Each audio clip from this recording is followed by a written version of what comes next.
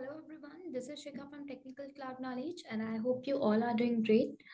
So yes, I'm back with some another new topic on DevOps. ठीक है, तो जैसे कि आप सभी लोग मेरी स्क्रीन पर देख सकते हो, आज से हम लोग एक न्यू टूल को शुरू करने वाले हैं. ठीक है, एंड इसका जो नेम है वो भी विजिबल ही है आप सबको, जिसका नेम प्रोमेथियस है. तो आज से हम लोग डेवऑप्स के अंदर एक ऐसे मॉनिटरिंग टूल को यूज करने वाले हैं जिसका नेम प्रोमेथियस है. इस मॉनिटरिंग टूल के थ्रू आप लोग को बहुत सारी नॉलेज मिलेगी, लाइक किस तरीके से आप डेटा को कलेक्ट करते हो, किस तरीके से आप मेट्रिक्स देखते हो, किसी भी टारगेटेड रिसोर्सेज का एनालिसिस करते हो कि कैसे आपका इंफ्रास्ट्रक्चर और आपकी एप्लीकेशन परफॉर्म कर रहे हैं. ठीक है, सो ये सब कुछ आपको इस मॉनिटरिंग टूल के थ्रू पता चलता है. एडिशनली आपको मैं इतना बता देती हूँ, डेवऑप्स के अंदर अगर आपको किसी भी मॉनिटरिंग टूल की नॉलेज है so it is good, because it's very important that you should have the full knowledge of DevOps including its monitoring tool as well. Okay, तो अगर आपको बाकी सभी डेवऑप्स के अंदर जितने भी टूल्स आते हैं वो सभी टूल्स की नॉलेज है अच्छी खासी, तो आपको मॉनिटरिंग टूल की भी नॉलेज होनी चाहिए. एंड मॉनिटरिंग टूल में there are many monitoring tool available in market. ठीक है, मार्केट में इतने बहुत सारे हैं एंड उनमें से अगर मैं बात करूँ तो प्रोमेथियस आपका एक वन ऑफ द बेस्ट आप बोल सकते हो मॉनिटरिंग टूल में काउंट होता है. एंड इन टुडेज एरा और शुड ऐसे इन आज के टाइम पे अगर हम देखें मार्केट में और कंपनीज में ज्यादा प्रोमेथियस को प्रेफर किया जाता है, बिकॉज प्रोमेथियस जो है वो बेटर टूल है as compared to others monitoring tool. ठीक है, सो दैट्स वाई हम लोग आज से प्रोमेथियस का स्टार्ट करने वाले हैं, हमारा new monitoring tool in DevOps.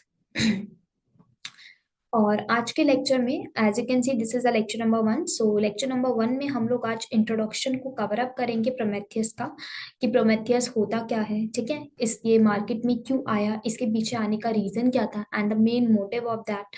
Additionally हम लोग ये भी देखेंगे कि इसके फ्यू कंपोनेंट्स क्या है जिसके थ्रू प्रोमेथियस वर्क करता है. तो पूरा का पूरा आज वर्क फ्लो इसका हम लोग अंडरस्टैंड कर लेंगे so that we can get a better understanding of Prometheus and we can move further with Prometheus so that we can know that how we can collect the metrics from the targeted resources. Okay, तो हम लोग ये सब कुछ समझ पाएंगे सिर्फ और सिर्फ हमारे आज के इस लेक्चर की वजह से. तो अगर आप आज का लेक्चर मिस करते हो, ये lecture number 1, so you will, आप देखो एक तरीके से आपका ये कहीं ना कहीं लॉस होगा, बिकॉज आपको जब फर्स्ट लेक्चर ही समझ नहीं आएगा इंट्रोडक्शन की बेसिकली प्रोमेथियस काम कैसे करता है, then how you can understand the other things. ठीक है, so this is the lecture number 1 and it is very important, so I recommend you all that you should watch the entire video. Okay, so yeah, let's begin with the lecture without wasting our time.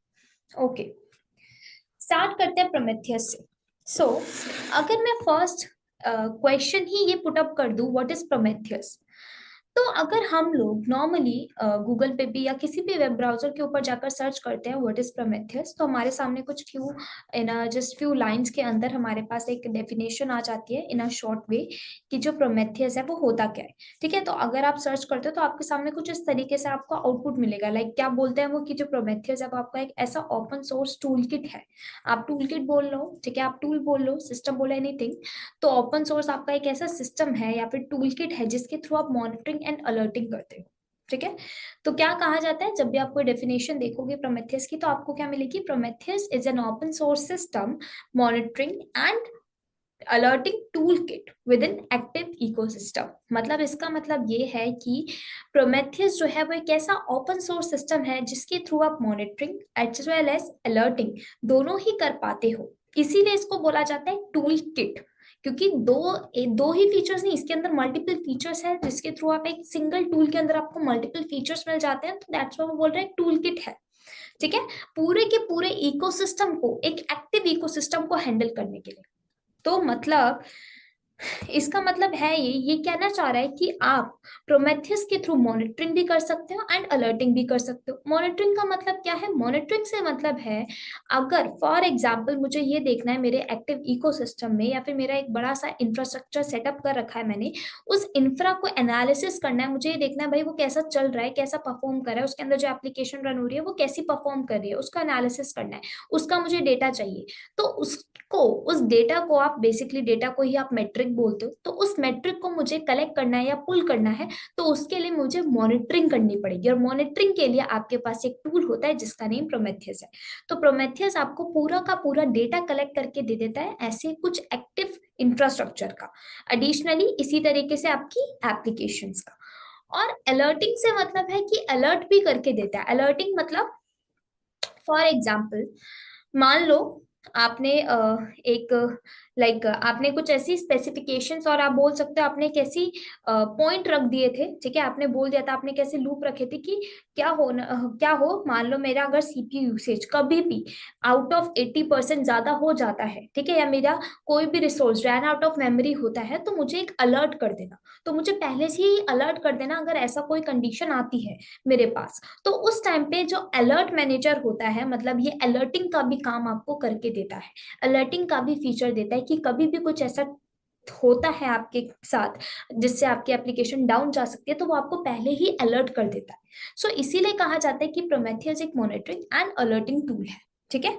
तो इन a nutshell अगर हम बात करें, Prometheus क्या है, एक आपका ऐसा ओपन सोर्स सिस्टम है। Open source system as in like इसका जो सोर्स कोड है वो ओपन है, और जिसके थ्रू आप मॉनिटरिंग एंड अलर्टिंग कर पाते हो। किस चीज की? आप मॉनिटरिंग एंड अलर्टिंग कर पाते हो बड़े बड़े इंफ्रास्ट्रक्चर की, even if it such type of traditional infra or by containerise application अगर कोई रन हो रही है आपके उस इंफ्रा पे, या फिर कोई डायनेमिक एप्लीकेशन रन हो रही है, मतलब हाईली एक्टिव इकोसिस्टम को भी ये मॉनिटर कर पाते हैं। और उसके साथ साथ नॉर्मल आपका जो ट्रेडिशनल टाइप का इंफ्रास्ट्रक्चर होता था जिसमें आप बेयर सर्वर का यूज करते थे, उसको भी ये मॉनिटर कर पाते हैं, ठीक है।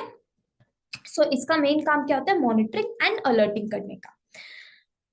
अब बात आती है जो प्रोमेथियस होता है ना, उसके थ्रू जैसे मैंने आपको बताया बड़े बड़े इंफ्रास्ट्रक्चर को, अपनी एप्लीकेशन को एनालिसिस कर पाते हो कि भाई वो किस तरीके से परफॉर्म कर रही है, ठीक तरीके से चल रही है नहीं चल रही, उनका स्टेटस, हेल्थ स्टेटस देख पाते हो।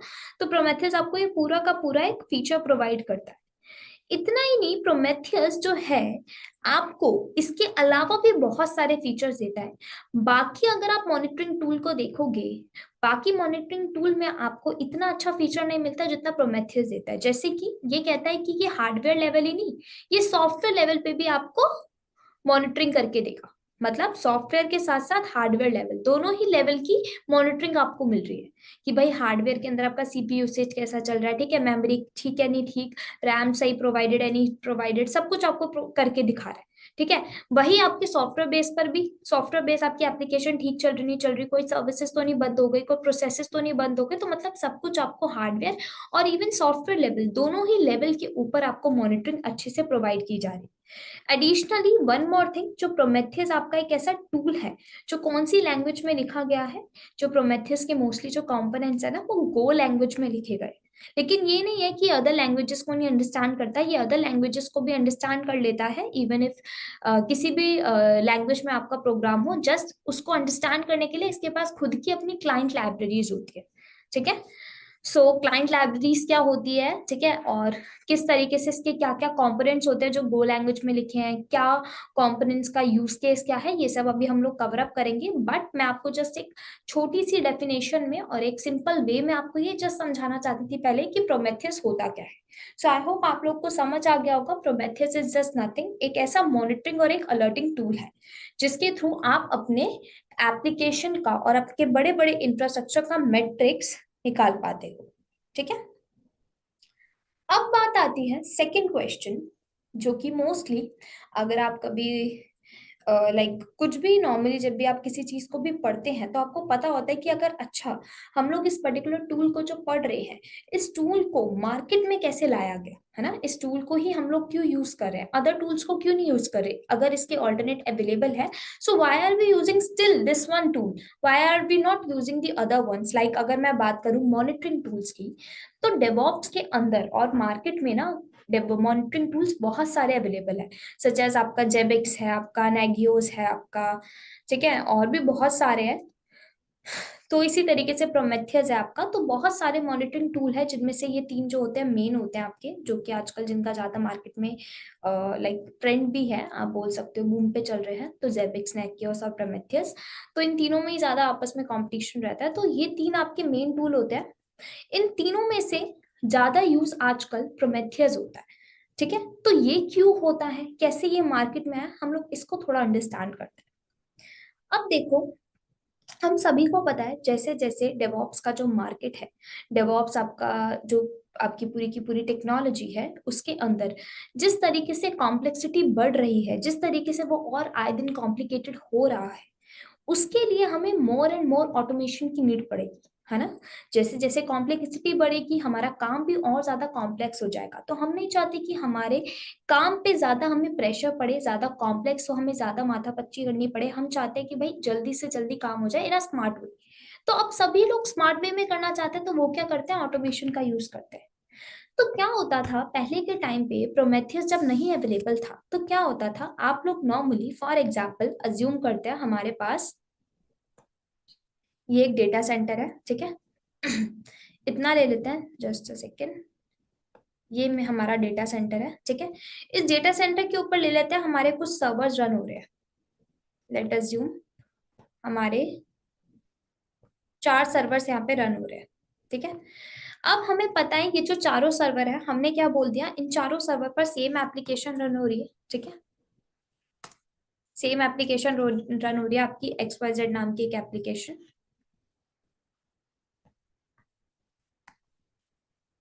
यहाँ पे भी आपकी, यहाँ पे भी यहाँ आपकी, यहाँ पे भी। मैंने बोला इसी इन्हीं सर्वर्स में ना नंबर ऑफ प्रोसेसेस हमारे रन हो रहे हैं। नंबर ऑफ सर्विसेज ले लो, 100 ऑफ सर्विसेज आपकी यहाँ पे रन हो रही है, ठीक है। आपने इनको कुछ कोर CPU प्रोवाइड कर दिया है, डिफरेंट डिफरेंट सर्वर्स को हार्ड डिस्क प्रोवाइड कर दी है, ठीक है। कुछ GB रैम आपने प्रोवाइड कर दी है। इस तरीके से आपने सब कुछ इनमें डिफाइन कर दिया। लोड बैलेंसर आपने अलग से एक्सटर्नल रिसोर्स लगा दिया ताकि आपके एप्लीकेशन को एक्सेस कर सके और लोड बैलेंस हो सके, ठीक है, डिस्ट्रीब्यूट किया जा सके ट्रैफिक को आपके। एंड देन आपने इसके अंदर आपकी HTTP रिक्वेस्ट बेस्ड आपकी ट्रैफिक आ रहा है। तो मतलब आपने सब कुछ कॉन्फ़िगर कर रखा है आपकी एप्लीकेशन से रिलेटेड। आपके इन मल्टीपल सर्वर्स के ऊपर आपकी सेम एप्लीकेशन XYZ चल रही है, लेकिन ये जो ट्रैफिक आ रहा है वो डिफरेंट डिफरेंट लोकेशन पे आ रहा है। तो ये हमारा एक सिंगल डेटा सेंटर है जिसके ऊपर हमारे सर्वर्स हम लोगों ने सेटअप कर रखे हैं, और इनके ऊपर हमारी एक सेम एप्लीकेशन रन हो रही है विच इज XYZ, ठीक है। अब इस XYZ एप्लीकेशन के अंदर नंबर ऑफ प्रोसेसेस रन हो रहे हैं, 100 ऑफ सर्विसेज रन हो रही है, ठीक है। और ये हमारे सर्वर्स कुछ अपना CPU यूसेज कर रहे हैं जितना अमाउंट इनको लेना है। अज्यूम करो अब ये जो है आपकी जो एप्लीकेशन रन हो रही है, मैंने मान लो आपकी कंपनी में आपसे किसी ने कह दिया कि आपको इसमें से क्या करना है, आपको मैट्रिक्स निकालना है। मैट्रिक्स एज इन लाइक आपको डेटा निकालना है कि भाई हमारे जो इस पूरे के पूरे डेटा सेंटर में लाइक कितना नंबर ऑफ ट्रैफिक आ रहा है, मुझे ये देखना है। HTTP रिक्वेस्ट कितनी आ रही है, ड्यूरेशन क्या है उनकी, काउंट देखना है, ठीक है। रिक्वेस्ट का काउंट देखना है, ड्यूरेशन देखना है। मैंने बोला कि कितनी नंबर ऑफ प्रोसेसेस और सर्विसेज इसमें रन हो रही है, ठीक है। एप्लीकेशन ऐसे तो नहीं डाउन जा रही है, या फिर कोई ऐसी तो नहीं कोई सर्विस बंद हो गई, या कोई हमारा जो सर्वर है वो रन आउट ऑफ मेमोरी जा रहा है, कोई CPU यूसेज है उसका CPU यूसेज खत्म हो चुका है, मोस्टली खत्म ही होने वाला है, ठीक है। हमारे सर्वर्स के ऊपर रैम नहीं बची है कि ट्रैफिक और ज्यादा डिस्ट्रीब्यूट हो सके। मान लो आपका ओवरलोडिंग हो गया है, लेटेंसी रिस्पॉन्स आ रहा है, ठीक है। तो मतलब ये इतने सारे, ऑफ कोर्स सी बात है भाई, एक बड़ा इंफ्रा जब होता है, एक बड़ा इंफ्रा जब चल रहा होता है आपका पूरा, आपने इतना बड़ा इंफ्रास्ट्रक्चर सेटअप कर रखा है, तो उसके अंदर आप अपनी एप्लीकेशन को अगर स्मूथली रन करना चाहते हो इतने कॉम्प्लेक्सिटी वाले एनवायरमेंट में, तो वो इतना इजी नहीं होता कि आप उसको स्मूथली रन कर सको।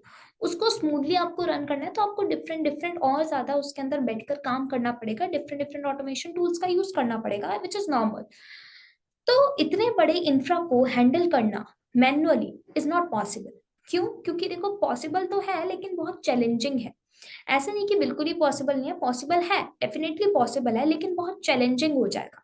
चैलेंजिंग एज इन लाइक अगर मान लो यहाँ पे कोई एक बंदा बैठेगा, अगर उसके लिए उसको अकेले को अगर इस पूरे डेटा सेंटर को हैंडल करना है, so it is not possible for the single person. बहुत सारी एक बहुत बड़ी टीम बैठेगी, आपकी मॉनिटरिंग टीम, जो क्या करेगी, आपके पूरे डेटा सेंटर को मॉनिटर करेगी, देखेगी भाई कोई हमारी ऐसा तो नहीं कोई सर्विस हमारी डाउन जा रही है, हमारा कोई server run out of memory जा रहा है, CPU यूसेज कैसा चल रहा है, ऐसा तो नहीं कि कहीं हमें अलर्ट तो आ रहा नहीं है, बिकॉज हम लोगों ने ऐसा कोई अलर्टिंग वाला कुछ काम नहीं किया है कि जिसके थ्रू हमें अलर्ट मिल सके।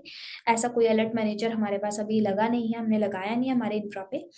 सो हमें अलर्ट भी नहीं मिल रही कि भाई कोई CPU यूसेज फुल हो गया, ओवरलोडिंग हो रही है, रिस्पॉन्स लेटेंसी रिस्पॉन्स हो रहा है, कुछ इशू आ रहा है, कुछ एरर आ रहा है, एनीथिंग। तो यहाँ पे अब आप मैन्युअली एक एक सर्वर को देखोगे, उसके अंदर प्रोसेसेस को देखोगे, सर्विसेज को देखोगे, मतलब सब कुछ खुद से मैन्युअली चेक करोगे, मैट्रिक्स को खुद से निकालोगे, पूरे के पूरे मैट्रिक्स को, एंड देन अपने डैशबोर्ड पे बैठ के देखोगे कि भाई मैट्रिक्स में क्या है क्या नहीं हो रहा है, डीबगिंग करोगे बेसिकली। तो जब आप मैनुअली करते हो ना तो वो बहुत चैलेंजिंग हो जाता है, बहुत ज्यादा टाइम वेस्ट होता है, it's very time consuming process होता है, क्योंकि इवन मैनुअली करने से आपको देखो मैन पावर फालतू की लग रही है, जो आप काम ऑटोमेशन के through in with in few minutes और विद इन फ्यू आप बोल सकते हो आवर्स में करा सकते हो। जब आप मैनुअली कराने बैठते हो ना एक काम, तो बहुत दिन लग जाते हैं, काफी टाइम लग जाता है। और आपकी मैन पावर लगाओगे तो ऑफकोर्स सी बात है, उनको कॉस्टिंग देनी पड़ेगी, रिसोर्सेज चाहिए होंगे उनको, है ना। So there are many things which is kind of, आप बोल सकते हो वेस्ट जाती है जब आप मैनुअली करते हो काम को, और बहुत ज्यादा कॉम्प्लेक्सिटी बढ़ जाती है। सो इसीलिए मार्केट में आया तब कि भाई ट्रेडिशनल ये जो आपका प्रोसेस चल रहा है ना, ये जो ट्रेडिशनल प्रोसेस चल रहा है जिसके अंदर मान लो आपके जो सर्वर आपकी जो एप्लीकेशन चल रही है, कोई कंटेनर बेस्ड एप्लीकेशन है या कोई भी डायनेमिक एप्लीकेशन है, इवन इफ बेयर सर्वर पे भी ले लो कोई दिक्कत नहीं, ठीक है, किसी पे भी ले लो, एज्यूम कर लो। लेकिन इनको जब मैनुअली हैंडल करने की बात आती है, मैनुअली मॉनिटरिंग करने की बात आती है ना, तो थोड़ा काम चैलेंजिंग हो जाता है। तब मार्केट में आपके आए थे मॉनिटरिंग टूल्स, ठीक है।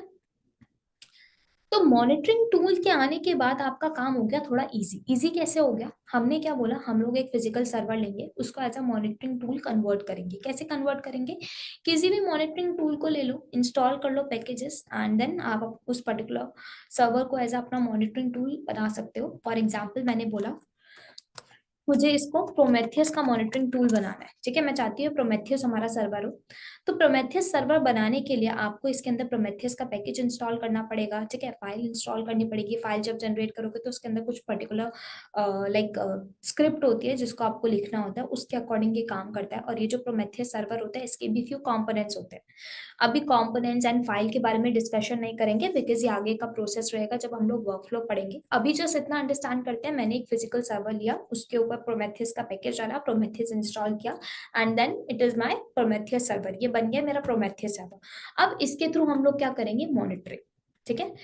तो ये क्या करेगा, ये इस डेटा सेंटर का पूरा मैट्रिक्स पुल करेगा, ठीक है, पुल करेगा या फिर आप बोलो स्क्रैप करेगा, और आपको इसके सिंगल डैशबोर्ड के ऊपर डिस्प्ले करके दिखा देगा ये पूरा का पूरा मैट्रिक।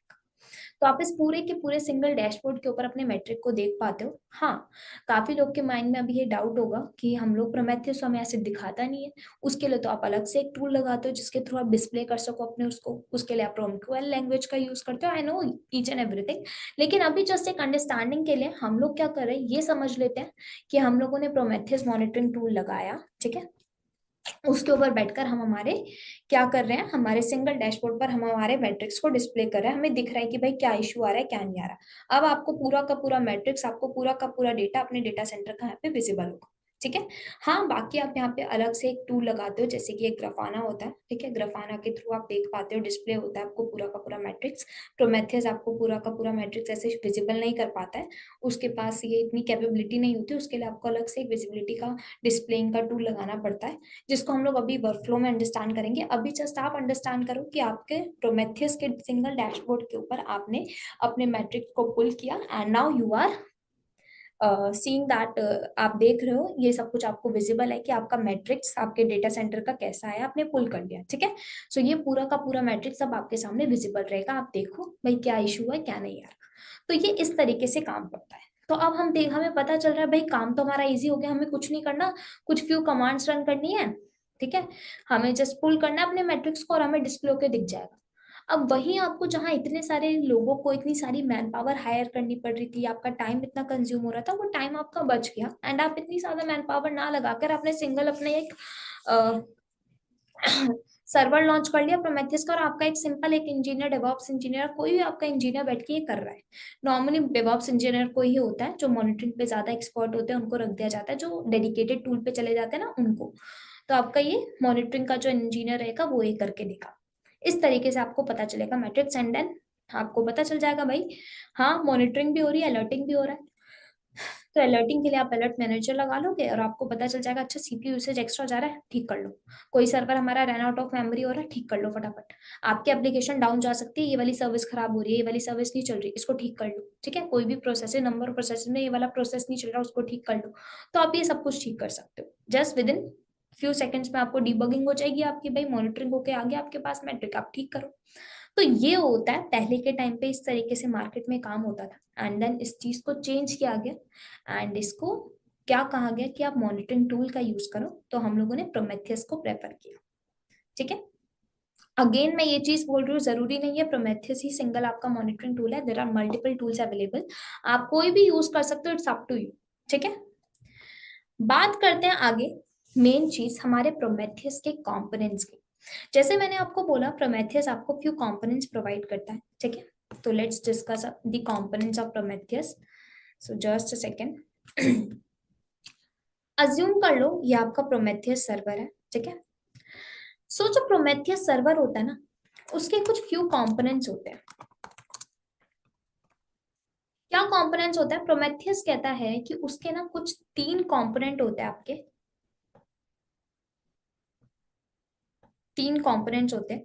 ये तीन कंपोनेंट्स कौन कौन से होते हैं? सबसे पहला कंपोनेंट होता है आपका इसके अंदर डेटा, क्या लिख देती हूँ मैं, डेटा रिट्राइवल वर्कर। बताती हूँ मैं इसका मतलब क्या होता है, जस्ट अ सेकेंड, पहले मैं नाम लिख दूं सबके। ठीक है, तो सबसे पहला कंपोनेंट क्या होता है आपका? Data retrieval worker. थोड़ा ना इसका साइज और छोटा कर लेते हैं हम लोग, 14।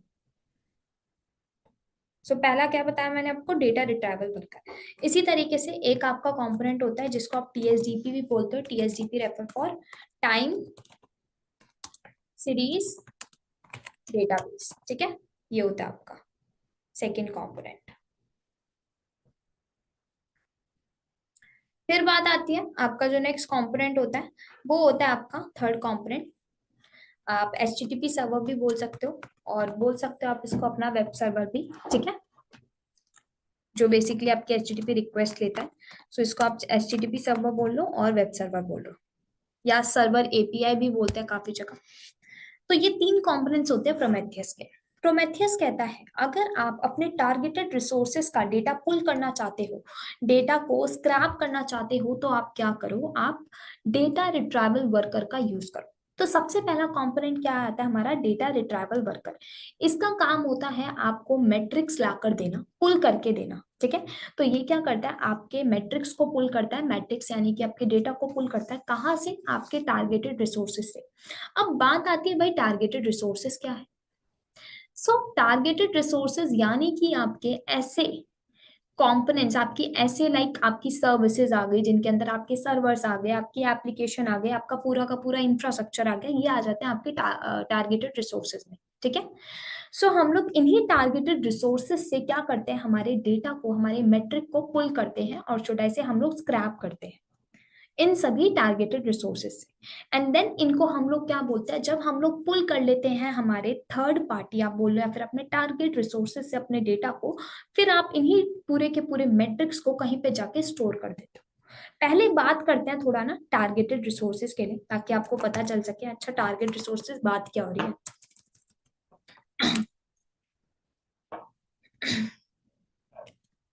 Just a second,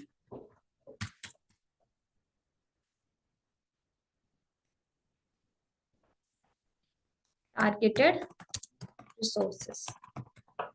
target resources से मतलब होता है, टारगेट रिसोर्सेज में आगे आपके सर्वर्स आ गए। ठीक है, आपका कोई भी सर्वर, आपका लिनक्स का है, विंडोज का है, उबंटू का है, कोई भी सर्वर ये चलेगा। ठीक है, आपकी सर्विसेज आ गई इसके अंदर, आपकी एप्लीकेशन आ गई इसके अंदर, वही आपका सॉफ्टवेयर दोनों, हार्डवेयर दोनों लेवल की। ठीक है, फिर आपका क्या आ गया इसके अंदर? आपका डेटाबेस सर्विसेज के अंदर आप ले लेना, आपका अपाचे सर्वर है वो आ गया। मान लो अपाचे से रिक्वेस्ट आ रही है, तो मान लो ये आपके टारगेटेड रिसोर्सेज आ गए।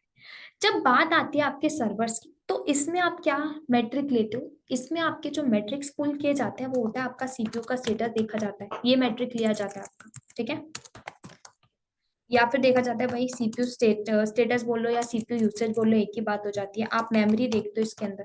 ठीक है, आपका हार्डवेयर लेवल पे आप डिस्क देखते हो भाई कितना यूज हो रहा है, वही रैम आ गया आपका, स्पेस यूसेज, बेसिकली आप स्पेस देखते हो अपना, सीपीयू कितना देख रहा है, डिस्क कितना ले रहा है, रैम कितना ले रहा है, एवरीथिंग। सर्विसेज के अंदर आप क्या लेते हो? वही कि भाई ऐसा तो नहीं हमारी एप्लीकेशन के अंदर लाइक ये देखते हो आप नंबर ऑफ सर्विसेज कितनी रन हो रही है, नंबर ऑफ प्रोसेसेस कितने रन हो रहे हैं। ऐसा तो नहीं कि कोई सर्विस हमारी बंद पड़ गई है, ठीक है, जिससे हमारी एप्लीकेशन को खतरा हो सकता है, नुकसान हो सकता है, लाइक एप्लीकेशन डाउन जा सकती है। सो आप इसके अंदर सर्विसेज देखते हो। एप्लीकेशन के अंदर वही वही आप एक्सेप्शन देखते हो, भाई क्या इश्यूज आ रहे हैं। वही आपकी कोई सर्विस तो नहीं बंद हो गई, सर्विसेज आप एप्लीकेशन के अंदर ही ले लो। तो आप इस तरीके से मैट्रिक्स देखते हो कि एक्सेप्शन देखते हो। अपाचे सर्वर के अंदर आप क्या देखोगे, भाई अपाचे रिलेटेड रिक्वेस्ट कितनी आई है आपकी एप्लीकेशन पर। HTTPS रिक्वेस्ट आप देखते हो, ठीक है, काउंट करते हो कि टोटल रिक्वेस्ट कितनी है, उसकी ड्यूरेशन देख सकते हो, डेटाबेस से रिलेटेड देख सकते हो चीजें सर्विसेज के अंदर। तो मतलब आप इस तरीके से अपने मैट्रिक्स लेते हो और इन्हीं मैट्रिक्स को आप पुल करवाते हो। पुल बोल लो या फिर स्क्रैप बोलो, एक ही बात होता है, ठीक है। किसके थ्रू, डेटा रिट्राइवल वर्कर के थ्रू। जो डेटा रिट्राइवल वर्कर होता है, ये याद रखना, वो जो हमेशा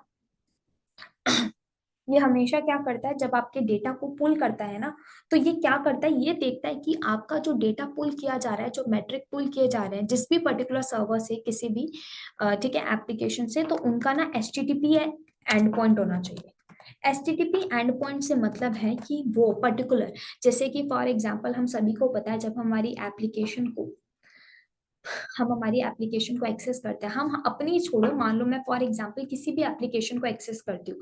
लेट अज्यूम मैंने बोला कि मुझे एक एप्लीकेशन एक्सेस करनी है, मैंने बोला हम फ्लिपकार्ट की एप्लीकेशन पे गई, ये ई कॉमर्स आपकी एक साइट है, ठीक है, मैंने बोला फ्लिपकार्ट ओपन किया, ये फ्लिपकार्ट की एप्लीकेशन आ गई, ये मुझे दिख रही है। ये जो अभी आपके किस पोर्ट नंबर पर एक्सेस हो रही है, ये बेसिकली आपके इसके ऊपर ना HTTP एंड पॉइंट चल रहा है। HTTP एंड पॉइंट का मतलब है, मान लो इसका फ्लिपकार्ट का अपना खुद का एक डेटा सेंटर होगा, ठीक है, इसकी खुद की एक मॉनिटरिंग टीम बैठी होगी जो किसी भी मॉनिटरिंग टूल का यूज कर रही होगी, एनीथिंग ले लो।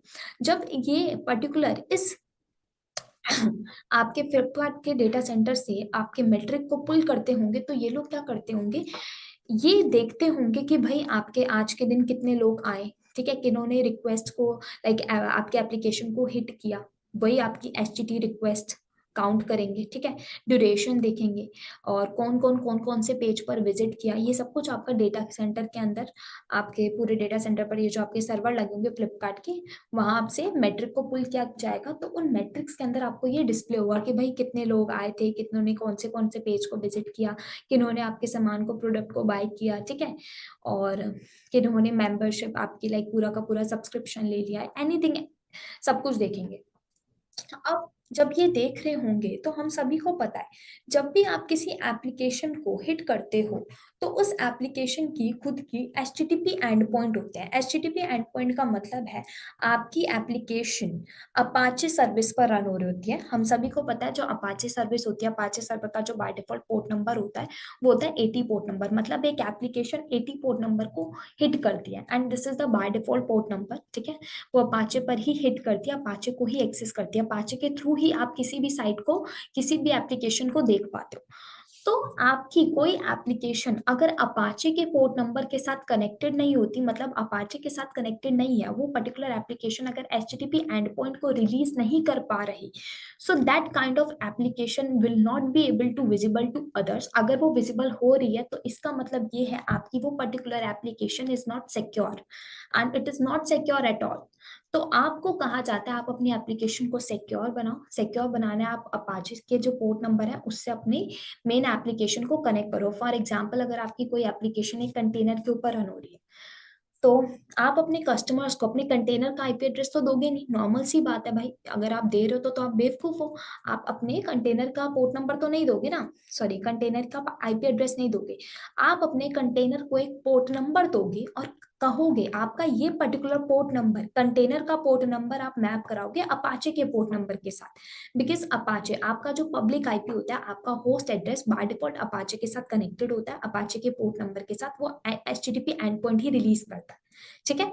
तो आपके होस्ट एड्रेस के साथ आप क्या कर दोगे, इनडायरेक्ट वे में आप अपने कंटेनर को अटैच करा दोगे, ठीक है। तो जब आप अपने होस्ट एड्रेस के साथ अपने कंटेनर को अटैच कराओगे, तब जाके जब आपके कस्टमर्स आपके होस्ट एड्रेस को हिट करेंगे ना, तो उन्हें पता चलेगा अच्छा वो तो वही सेम कंटेनर के ऊपर जो एप्लीकेशन रन हो रही है उस एप्लीकेशन को एक्सेस कर पा रहे हैं। अब वो कंटेनर के पोर्ट नंबर को नहीं हिट कर रहे ना, कंटेनर की IP एड्रेस को हिट कर रहे हैं, वो नॉर्मली आपकी होस्ट एड्रेस को हिट कर रहे हैं।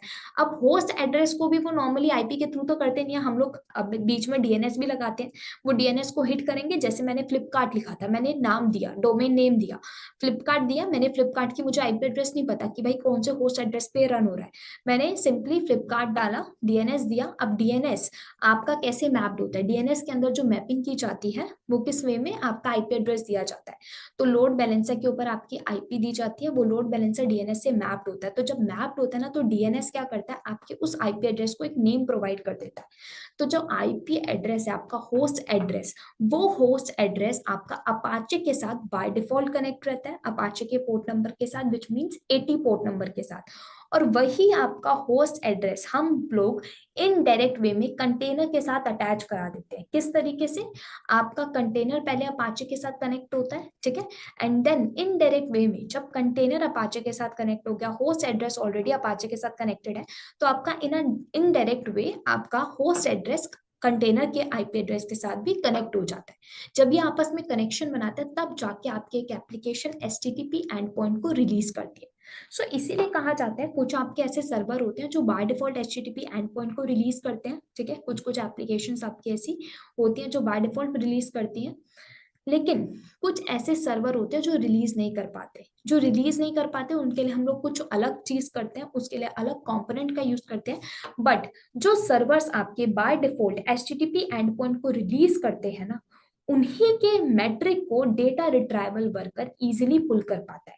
क्यों? क्योंकि जो प्रोमेथियस है वो इसी फॉर्मेट में, इसी टाइप के मैट्रिक को पुल करता है जो एचटीटीपी एंड पॉइंट को रिलीज करते हैं। सो इसीलिए कहा जाता है, आपने कभी देखा भी होगा अगर डायग्राम, तो आपने एक डायग्राम आप गूगल पे भी देखोगे, डेटा रिट्राइवल वर्कर का ना कुछ इस तरीके से आपको डायग्राम शो होगा।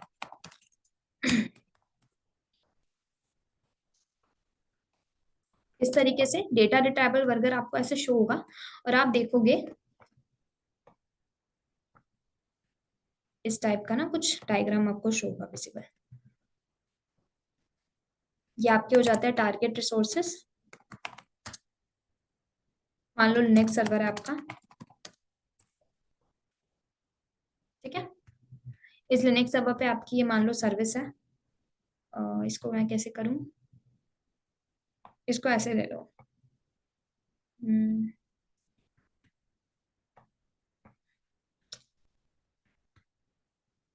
मैं ले लो आपकी टारगेट सर्विस है, ठीक है।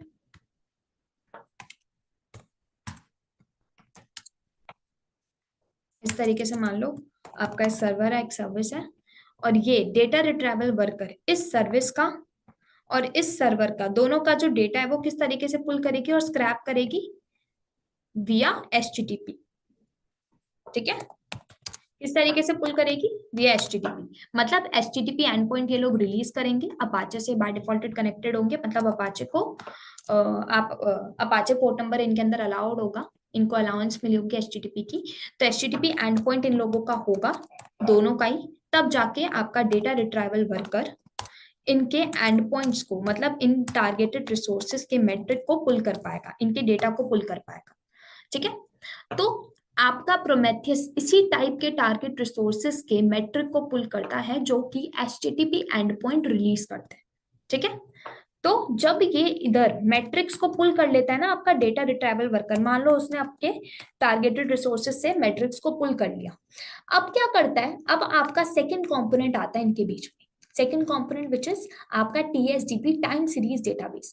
टाइम सीरीज डेटाबेस कहता है कि जो मैट्रिक्स आपका डेटा रिट्राइवल पुल करके लेकर आया ना, उन मैट्रिक्स को मैं अपने पास सेव कर लूंगा, save as in like store करके रख लूंगा, ताकि आपको कभी भी अगर इस मैट्रिक को डिस्प्ले करके देखना है ना, आपको देखना है भाई मैट्रिक किस टाइप का है, क्या क्या स्टेटस है, क्या चीजें, लाइक जो भी पूरा आपके मैट्रिक को अगर आपको देखना है तो आप बाद में देख सको, तो उसको मैं अपने पास स्टोर करके अच्छे से रख लेता हूँ सेव करके कहीं पे, ताकि लाइक कहीं खराबी ना हो जाए, या फिर हो ना जाए कि आपका जो मैट्रिक है वो कहीं उड़ गया, ठीक है, मैट्रिक उड़ गया एज इन लाइक आपका अगर वो पर्टिकुलर डेटा रिट्राइवल वर्कर अगर मान लो वर्क नहीं किया, मैट्रिक को टेम्पररी वे में वो बेसिकली स्टोर करके रखता है, वो मान लो गलती से उससे डिलीट हो गया, कुछ भी होगा, XYZ एनीथिंग, क्रैश हो गया आपका सर्वर, तो टाइम सीरीज डेटाबेस वो क्या करता है, एज अ बैकअप वे में भी आपके मैट्रिक्स को अपने पास स्टोर करके रख लेता है परमानेंट बेसिस पे। तो टाइम सीरीज डेटाबेस का बेसिकली काम ही ये होता है कि वो आपके मैट्रिक्स को, जो डेटा रिट्राइवल वर्कर लेकर आया है, उन मैट्रिक्स को अपने पास स्टोर करके रखता है। डेटा रिट्राइवल वर्कर आपके मैट्रिक्स को कभी स्टोर नहीं करता, तो ये हमेशा याद रखना। ये नहीं कि आपने वहां पे अपना डेटा रख दिया है, मैट्रिक वहीं पे पड़ा है, आप भूल गए टाइम सीरीज डेटाबेस तक पहुंचाना, अब डेटा उड़ जाएगा थोड़ी देर बाद, या आपने कुछ ओवरराइट कर दिया है ना। तो बेटर ये होता है कि आप अपने मैट्रिक्स को टाइम सीरीज डेटाबेस के थ्रू आगे स्टोर करा लो। तो इन मैट्रिक्स को भेजा जाता है, पुश किया जाता है टाइम सीरीज डेटाबेस के पास, ताकि इन मैट्रिक्स को इन अ परमानेंट वे स्टोर कर दिया जाए। ठीक है, तो टाइम सीरीज डेटाबेस का काम ही क्या होता है, मैट्रिक्स और आपके डेटा को स्टोर करके अपने पास रखना। अब इस मैट्रिक्स में कुछ भी हो सकता है भाई, आपका करंट सीपीयू यूसेज हो, ठीक है, नंबर ऑफ एक्सपेंशन दिख रहे हो, आपको सर्विसेज पता चल रही हो, प्रोसेसेस कितने रन हो रहे हैं, ये तो नहीं कोई लेटेंसी रिस्पॉन्स आ रहा है, एरर क्या है, कुछ भी, अगर ऐसा तो नहीं कि कोई अलर्ट हमें दे दिया गया है, तो सब कुछ आपको इस मैट्रिक्स में दिख जाएगा। हार्डवेयर लेवल और इवन सॉफ्टवेयर लेवल दोनों के बेसिस पर, जैसे मैंने आपको पहले ही बताया था, प्रोमेथियस आपको दोनों की फीचर प्रोवाइड करता है, हार्डवेयर लेवल की भी मॉनिटरिंग करके दे रहा है और सॉफ्टवेयर लेवल की भी। अब बात आती है आपके थर्ड कंपोनेंट की, विच इज एचटीटीपी सर्वर, और शुड आई से द वेब सर्वर, और अदर जगह पे आपका एक वो होता है सर्वर, एपीआई भी बोला जाता है इसको। तो ये तीनों नाम इसको दिए जाते हैं, बेसिकली आप इसको एचटीटीपी सर्वर ही ले लो, इजी वे होता है बोलने का। तो आपका एचटीटीपी सर्वर ये करता क्या है, ये कहता है कि मैं आपके डेटा की ऐसी, मतलब ऐसे डेटा की क्वेरी को एक्सेप्ट करूंगा जो कि बेसिकली क्या होंगे, जो आपके एचटीटीपी एंड पॉइंट के थ्रू ही पुल किए गए हैं। ठीक है, तो ये एचटीटीपी एंड पॉइंट वाले डेटा की क्वेरी को एक्सेप्ट करता है। ठीक है, अपने मतलब ये जो टाइम सीरीज डेटाबेस के पास ये जो मैट्रिक आया है एचटीटीपी एंड पॉइंट वाले टारगेटेड से लिया गया है, ठीक है, टारगेट रिसोर्सेज से ये मैट्रिक जो आया है, इस मैट्रिक को आगे क्या करेगा, एचटीटीपी सर्वर अपने पास लेगा, इनकी क्वेरी लेगा, इन मैट्रिक्स की, इसको अपने पास लेगा, और इसका काम ये होता है, ये इस चीज के लिए रिस्पॉन्सिबल होता है कि इन मैट्रिक को डिस्प्ले करके आपको दिखाना कि भाई ये जो मैट्रिक्स है वो किस तरीके से दिख रहे हैं, मैट्रिक्स के अंदर डेटा किस तरीके से आया है, मतलब डेटा आपको पूरा इन अ विजिबल फॉर्मेट दिखेगा। फॉर एग्जाम्पल किस तरीके से, मैं आपको दिखाती हूँ।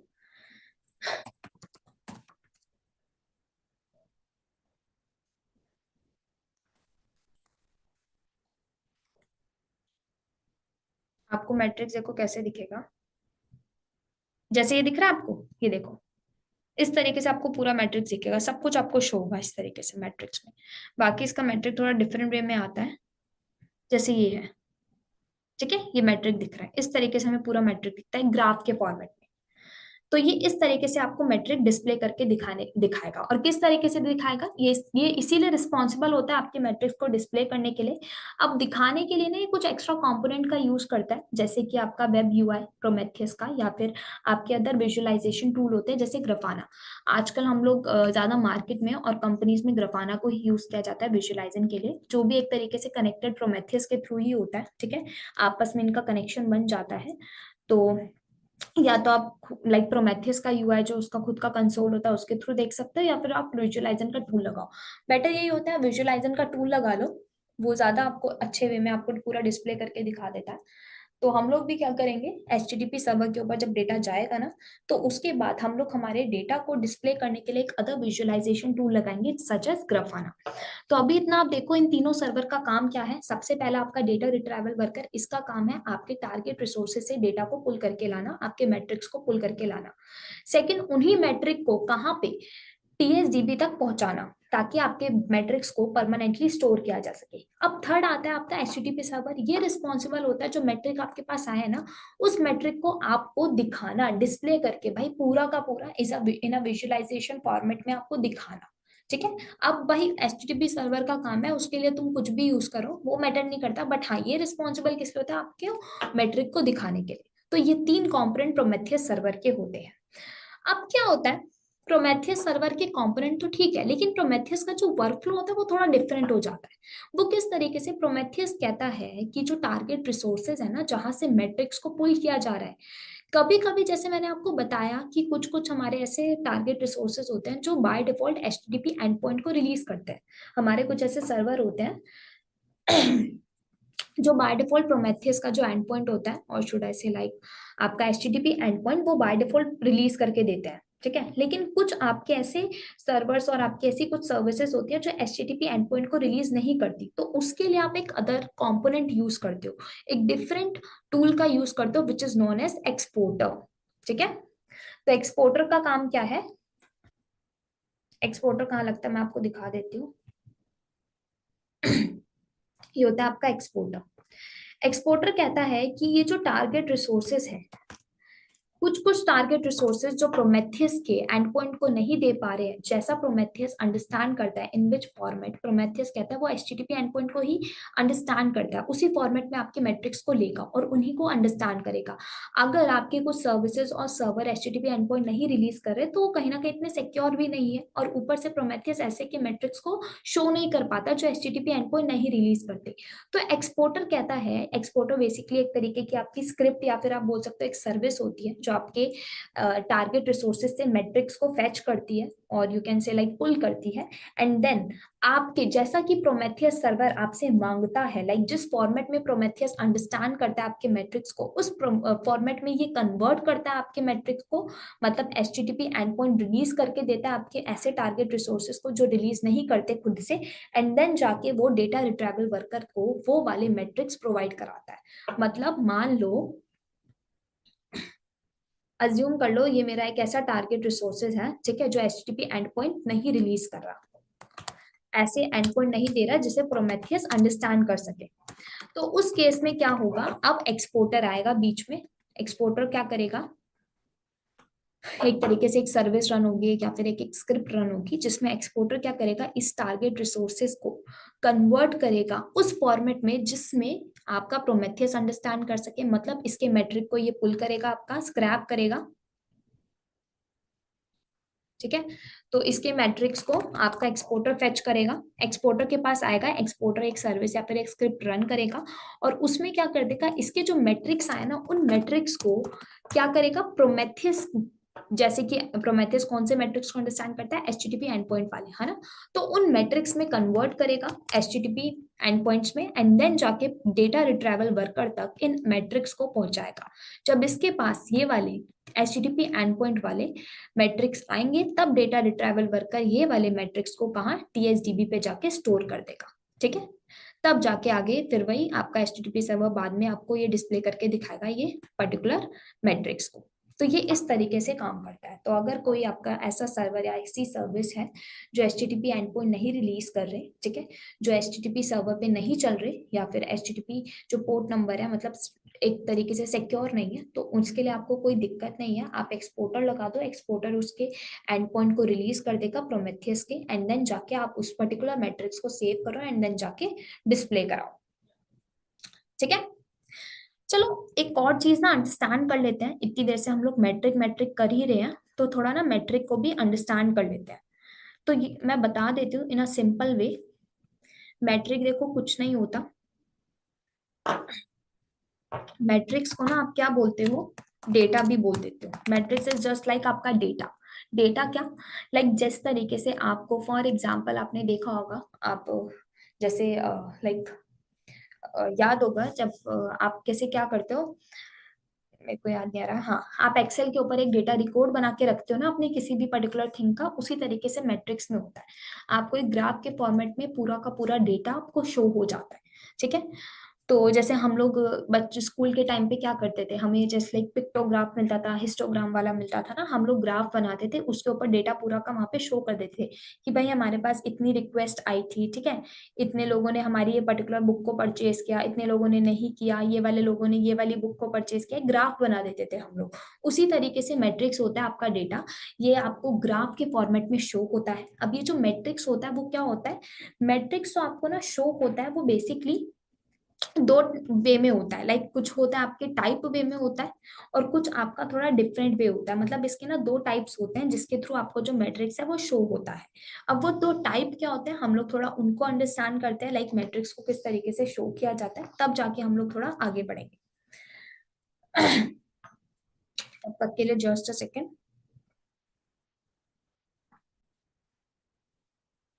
ठीक है। सो जैसे हम बात कर रहे थे मैट्रिक्स की, सो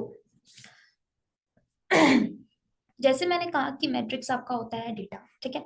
तो मैट्रिक्स जो होता है आपको, ये जो डेटा होता है ना, इसकी जो एंट्रीज होती है वो बेसिकली दो वे में होती है, मतलब इसके टू एट्रीब्यूट्स होते हैं जिसके वे में आपकी मैट्रिक्स की एंट्री होती है। And these attributes are like, first होता है आपका टाइप, सॉरी सबसे पहला होता है आपका हेल्प, और एक होता है टाइप। इन दो एट्रीब्यूट में ही आपकी मैट्रिक्स की एंट्री की जाती है। आप जब भी देखोगे तो आपको इसी वे में मिलेगा।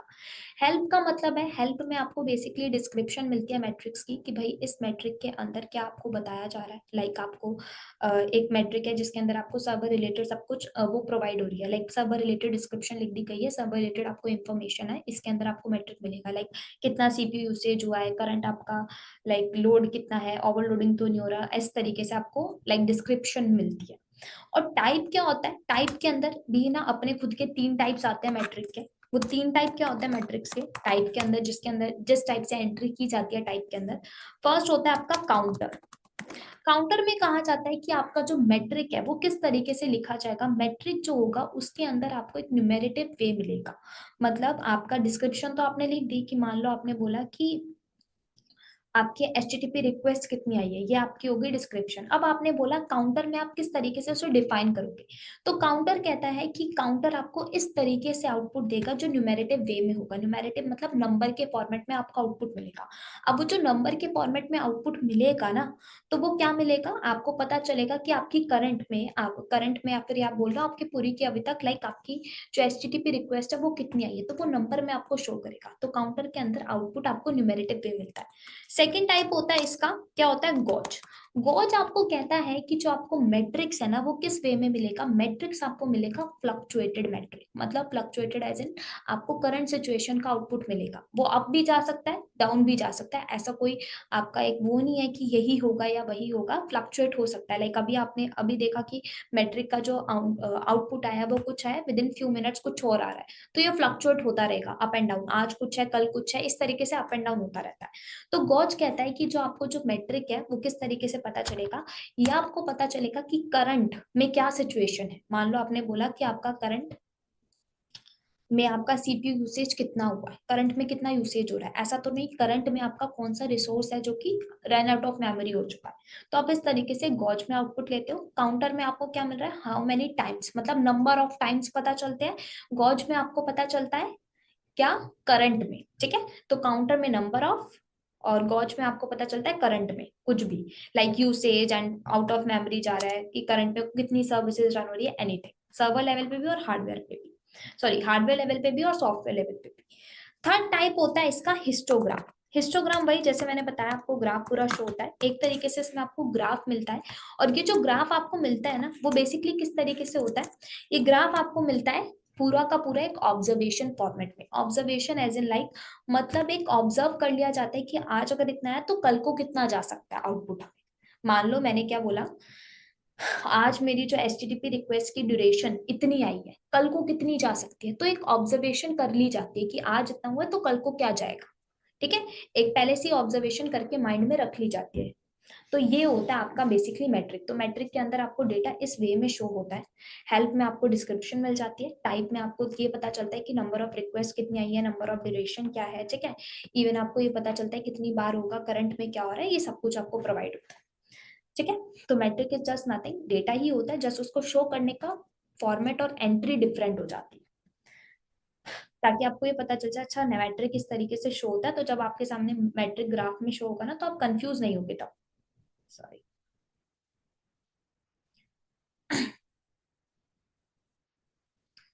अब बात आती है, ये तो मैट्रिक था, एक छोटा सा थिंग है, अगर आप इस पार्ट को स्किप भी करोगे तो कोई दिक्कत नहीं है, बिकॉज जस्ट मैंने एक आपको एक आइडिया के लिए कि बेसिकली मैट्रिक किस तरीके से लिखा जाता है, किस तरीके से आपको डिस्प्ले होता है। जब आप किसी भी विजुअलाइजिंग टूल पे देखोगे तो आपको पता चलेगा अच्छा इस तरीके से मैट्रिक डिस्प्ले होता है एक ग्राफ के फॉर्मेट में। अब बात आते हैं, हम लोगों ने हमारे प्रोमेथियस के वर्कफ्लो में दो तीन चीजों को अंडरस्टैंड कर लिया है। लाइक सबसे पहले हम लोगों ने क्या समझा है, हम लोगों ने प्रोमेथियस सर्वर समझ लिया। प्रोमेथियस सर्वर में जैसे मैंने आपको क्या बोला कि प्रोमेथियस सर्वर के अंदर आपके तीन कंपोनेंट्स होते हैं, ठीक है। इसको हम लोग यहाँ लिख लेते हैं।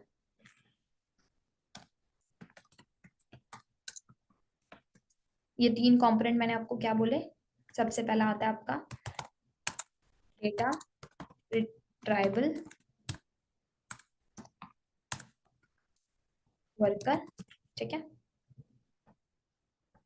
फिर मैंने आपको क्या बताया, आपका आता है TSDB, क्या, टाइम सीरीज डेटाबेस।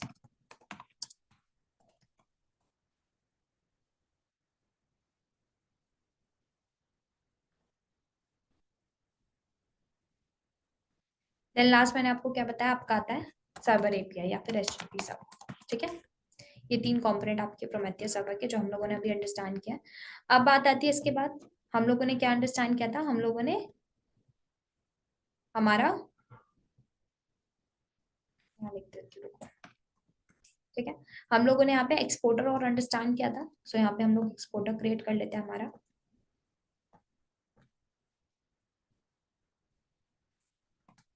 एक्सपोर्टर, ठीक है। अब बात आती है, इतना तो हम लोगों ने समझ लिया, ये एक्सपोर्टर आपका, ठीक है। सबसे पहले डेटा आपका यहाँ तक जाता है। अभी इसको मैं ना एक फॉर्मेट में बनाती हूँ, उसको पहले हम लोग इतना ही इस लाइन को भी स्किप करते हैं। अब बात आती है आपके, ये यहाँ पे ना हम टारगेट रिसोर्सेस और बना लेते हैं। आपने देखा होगा जब आप इसका कभी स्ट्रक्चर देखोगे या फिर आप इसका अगर कभी डायग्राम देखोगे तो आपको दिखेगा, इसका जो डायग्राम है ना वहाँ पे शो होता है सर्विस डिस्कवरी करके। तो वो सर्विस डिस्कवरी होती क्या है, इज जस्ट नथिंग। वो बेसिकली एक तरीके से आपके टारगेट रिसोर्सेज ही होती है जिनको सर्विस डिस्कवरी के अंदर आपको दिखाया गया है कि ये सर्विस डिस्कवरी में आपका एक कुबरनेटीज क्लस्टर रन हो रहा है, और योर लाइक आपकी कोई स्वाम का पर्टिकुलर लाइक स्वाम के ऊपर क्लस्टर रन हो रहा है, एनीथिंग। तो यही होता है आपका उसके अंदर, आपके सर्विस डिस्कवरी के अंदर आपके टारगेट रिसोर्सेज ही रन हो रहे होते हैं, ठीक है। तो ये जो टारगेट रिसोर्सेज हैं आप कैसे बनाते हो, इसका आपने स्ट्रक्चर अगर आप गूगल पे भी चेक करोगे ना, तो इसका जो फॉर्मेट होता है और वर्कफ्लो होता है वो इस तरीके से कुछ होता है। यहाँ पे आप इसको सर्विस डिस्कवरी लिख लो या फिर टारगेट रिसोर्सेज लिख लो, anything, it's up to you. तो मैंने क्या बोल दिया, इसी को हम लोग टारगेट रिसोर्स भी ले लेते हैं, ठीक है। तो टारगेट रिसोर्सेज है, मान लो इसके अंदर आपका कोई क्यूबरनेटीज का क्लस्टर चल रहा है, ये आपका, ठीक है। ये आपके EC2 इंस्टेंसेस चल रहे हैं, मान लो ये हो गया आपका कुबरनेटीज क्लस्टर, ठीक है। इनके ऊपर आपकी सर्विसेज रन हो रही है, और ये आपने कहाँ पे बनाया, अपना AWS का ले लो, कोई भी क्लाउड प्लेटफॉर्म, आपने EC2 के ऊपर इनको बना रखा है अपना पूरा का पूरा क्लस्टर, ठीक है।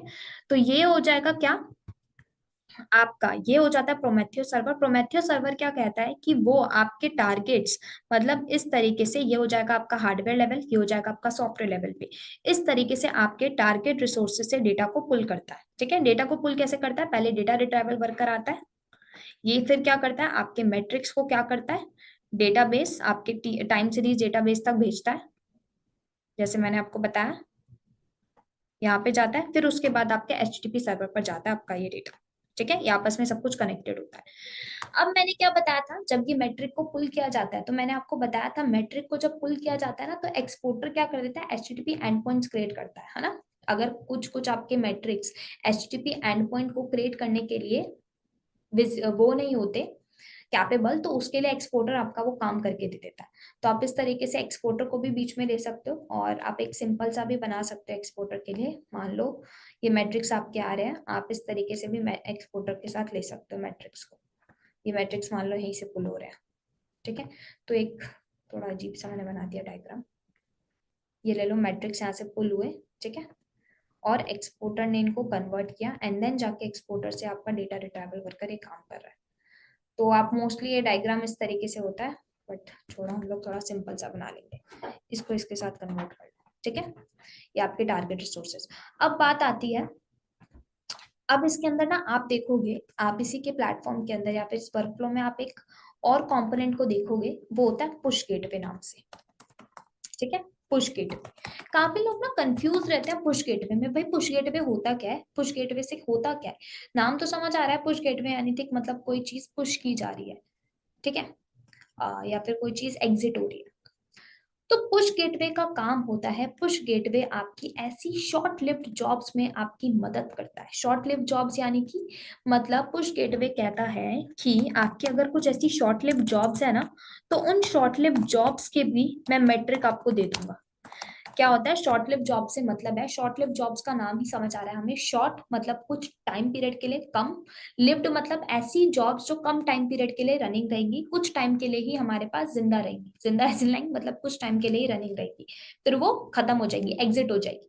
तो हमारे पास कुछ ऐसी शॉर्ट लिव जॉब्स होती है जिनका मैट्रिक्स अगर आप डायरेक्ट स्क्रैप कर रहे हो डेटा रिट्राइवल वर्कर से, या फिर पहले एक्सपोर्टर जाके स्क्रैप कर रहा है, इतने में वो जॉब बंद हो जाएगी रन होकर। तो मतलब बहुत जल्दी ही आपकी जॉब रन होगी और फटाफट बंद हो जाती है। तो ऐसे में ऐसी शॉर्ट लिव जॉब्स का हम डेटा कैसे स्क्रैप करते हैं, मैट्रिक्स को कैसे स्क्रैप करते हैं, उसके लिए पुश गेटवे आता है। पुश गेटवे कहता है कि ऐसी जो शॉर्ट लिव जॉब्स होती है ना, जो फटाफट रन होकर बंद होने वाली है with in few seconds, in jobs का भी मैं डेटा रिट्राइवल कर लूंगा, मतलब डेटा को स्क्रैप कर लूंगा। कैसे? पुश गेटवे कहता है इन जॉब्स का काम आप मेरे पे छोड़ दो, मैं ऐसी शॉर्ट लिव जॉब्स को स्क्रैप कर लूंगा, इनका मैट्रिक, फिर आप एक्सपोर्टर से बोल देना कि इनके एंड पॉइंट को कन्वर्ट करते हैं एचटीटीपी में। अगर ऑलरेडी कन्वर्टेड है तो आपका डेटा रिट्राइवल वर्कर यहीं से इनके एंड पॉइंट को ले लेगा, इन केस अगर नहीं है तो आपका एक्सपोर्टर पहले डेटा रिट्राइवल इनके मैट्रिक्स को प्रोमेथियस की लैंग्वेज में अंडरस्टैंड करवाएगा, विच मींस प्रोमेथियस के एंड पॉइंट में कन्वर्ट करेगा एंड देन जाके डेटा रिट्राइवल को देगा। तो short live jobs for example, मैंने बोला कि मुझे ना कुछ फालतू के फोल्डर्स मेरे बने हुए हैं मेरे टारगेटेड रिसोर्सेज के ऊपर, ठीक है, उन फोल्डर्स का मुझे ये देखना है कि भाई ये जो सारे फोल्डर्स हैं इनका मुझे डेटा निकाल के दे दो, या फिर मैंने कहा मुझे ये देखना है कि मेरे लॉग्स के ऊपर, मतलब मेरे लॉग्स का मुझे डेटा चाहिए, या कुछ मैंने बोला मुझे बैकअप चाहिए। तो ये जो काम होते हैं ना शॉर्ट लिव्ड होते हैं, मतलब विद इन फ्यू सेकंड्स ये डन हो जाते हैं काम। जैसे आप कोई जब इंस्टॉलेशन कराते हो तो कुछ कुछ पैकेजेस होते हैं ना बहुत जल्दी इंस्टॉल हो जाते हैं, आप जब बैकअप लिखते हो तो बहुत जल्दी हो जाता है, जब आप कोई चीज डिलीट करते हो तो बहुत जल्दी ये जॉब रन हो जाती है। तो ऐसी शॉर्ट लिव जॉब्स के लिए आप इनका डेटा ना सीधा जब आप एक्सपोर्टर से पुल कराने जाते हो तो इतने में वो जॉब रन होके बंद हो जाती है, तो उनका डेटा ना बीच में स्टक हो जाता है। तो कहा जाता है कि जब आपकी कुछ ऐसी शॉर्ट लिव जॉब्स हो ना, तो आप उससे पुश गेटवे से बोल दो, वो फटाफट कर देता है। तो शॉर्ट लिव जॉब जब रन हो रही होती है ना, पुश गेटवे फटाफट उनका डेटा ले लेता है उतने में। तो पुश गेटवे से आप शॉर्ट लिव जॉब्स का डेटा लेते हो, उनका मैट्रिक्स पुश गेटवे के पास आ गया, अब ये यहाँ पे स्टोर है। अब आप इनका मैट्रिक कभी भी लो, किसी भी टाइम पे लो, कोई दिक्कत नहीं, ये यहाँ पे स्टोर्ड है। ठीक है, आपने इस मैट्रिक को लिया, एक्सपोर्टर ने इसके मैट्रिक को लेकर एंड पॉइंट में कन्वर्ट कर दिया, प्रोमेथियस जिस एंड पॉइंट को समझता है, which means HTTP end point में कन्वर्ट किया।